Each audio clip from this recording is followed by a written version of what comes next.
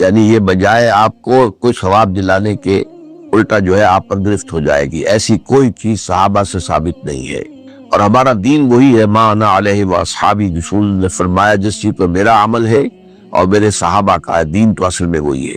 جہاں تک ایصال ثواب کا تعلق ہے، اس میں ہمارے ہاں ذرا کافی مختلف آراء موجود ہیں. مجھے اس رائے سے اتفاق ہے کہ مالی اگر کوئی عبادت ہے، اس کا ثواب آپ اپنے کسی فوت شدہ بزرگ کو منتقل کر سکتے ہیں. مطلب آپ نے کسی بیوہ کی کوئی مدد کی ہے، کسی یتیم کی کوئی مدد کی ہے، کسی دینی کام میں پیسہ لگایا ہے، کوئی صدقہ جاریہ شروع کیا ہے خدمت خلق کے لیے وغیرہ وغیرہ، اس کی تو جو ہے اس کے ثواب کو منتقل کیا جا سکتا ہے کہ اللہ اس کا ثواب میرے والد یا میری والدہ کے منہ کو پہنچا دے.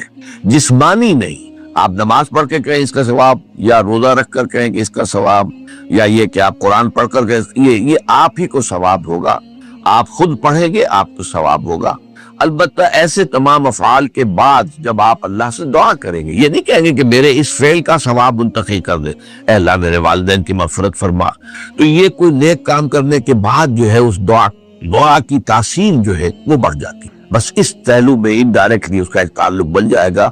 ورنہ یہ کہ وہ اس طریقے سے بچوں کو بلانا اور پڑھانا اور یہ جو ہے سوئم میں کرنا اور قرآن خوانی کی محفل ہے، یہ سب بدعات ہیں اور یہ در حقیقت دین میں اضافے ہیں اور ان کی کوئی حقیقت نہیں ہے. دیکھیے انسانی زندگی کے یہ 3 دور ہیں: حیات دنیاوی جو ہماری پیدائش سے شروع ہو کر اور ہماری موت پر ختم ہو جائے، پھر حیات برزخی موت سے لے کر قیامت کے دن تک، اور پھر حیات اخروی ہے قیامت میں ریزریکشن کے بعد سے وہ زندگی جو ہے جو جنت یا دوزخ کی ہے.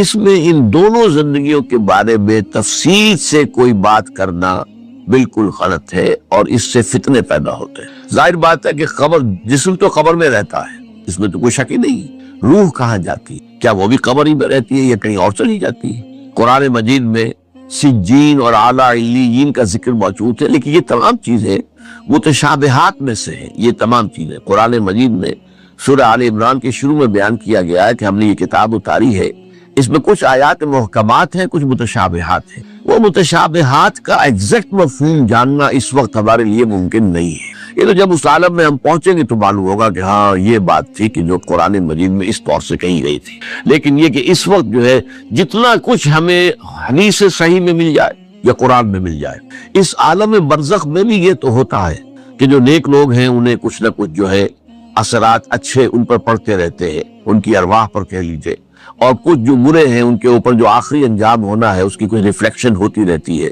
جس کو حدیث میں کہا گیا ہے کہ ہر قبر جو ہے وہ یا تو جنت کے باغیچوں میں سے ایک باغیچہ ہے یا دوزخ کے گڑھوں میں سے ایک گڑھا ہے. یا کہیں کہہ دیا جاتا ہے کہ کھڑکی کھول دی جاتی ہے اس میں، یا جنت کی طرف سے ٹھنڈی ہوائیں آئیں، خوشبوئیں آئیں، اور یا دوزخ کی طرف سے کہ آگ کی لپٹ آئے.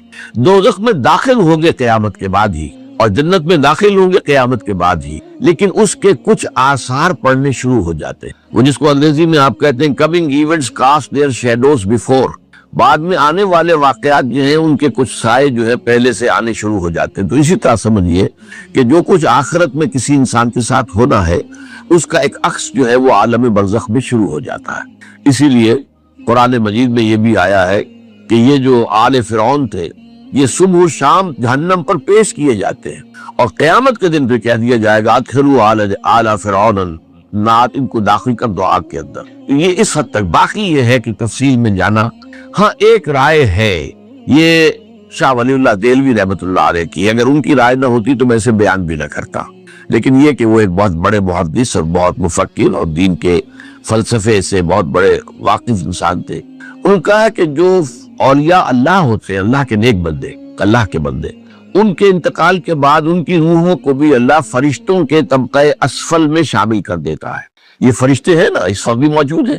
ابھی شاید اگلے جمعے میں وہ حدیث جو ہے اس کا بیان آئے گا کہ جب بھی کسی گھر میں، اللہ کے گھر میں کچھ لوگ اس لیے جمع ہو کہ اللہ کی کتاب پڑھیں اور سمجھیں اور سمجھائیں، تو ان کے اوپر فرشتے گھیرا ان کا ڈال لیتے ہیں اور ان پر اللہ کی طرف سے سکینت نازل ہوتی ہے اور رحمت نازل ہوتی ہے، اور اللہ ان کا ذکر کرتا ہے فرشتوں کے پاس، دیکھو میرے بندے تم کہتے تھے یہ فساد مچائے گا، دیکھو یہ بھی تو ہے نا جو میرے کلام کو پڑھنے کے لیے میرے گھر میں جمع ہے.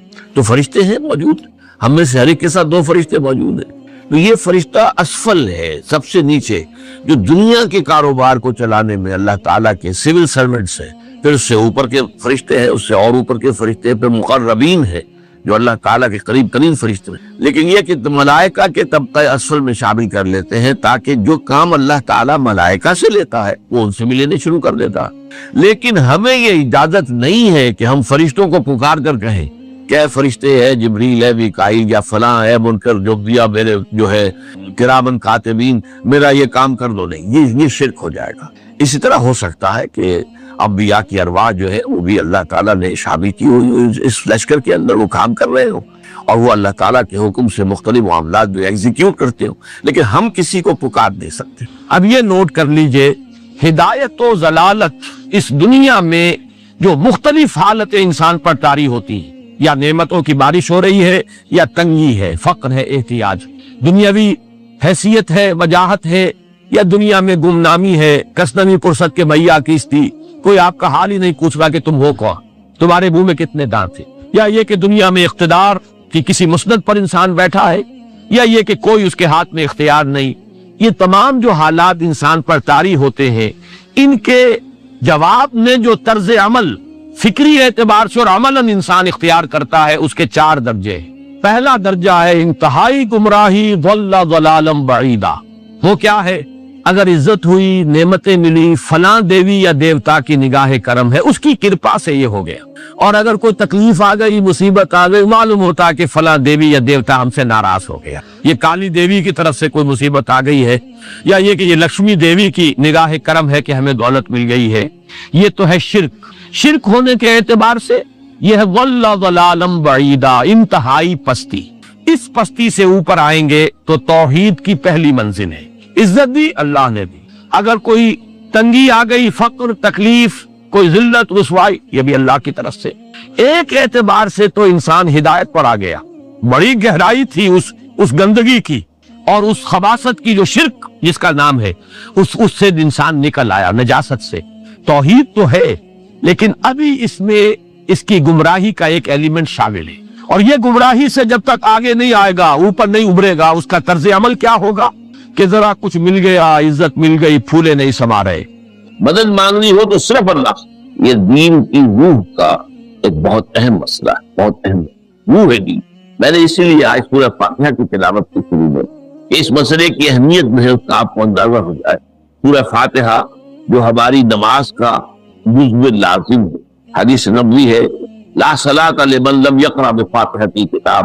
سورہ فاتحہ کے بغیر کوئی نماز رکعت میں ہم پڑھتے ہیں.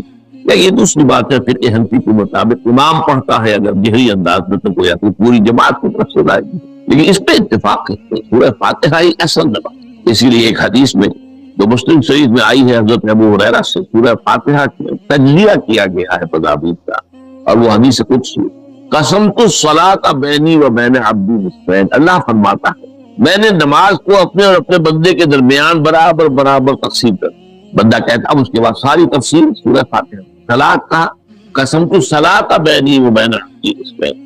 تو ہم تو صلاۃ میں سورہ فاتحہ بھی ہے، پھر اس کے بعد بہت قرآن مجید کی آیتیں پڑھتے ہیں، تو رکوع بھی ہے، تو سجود بھی ہے، قیام بھی ہے، اور قاعدہ بھی ہے.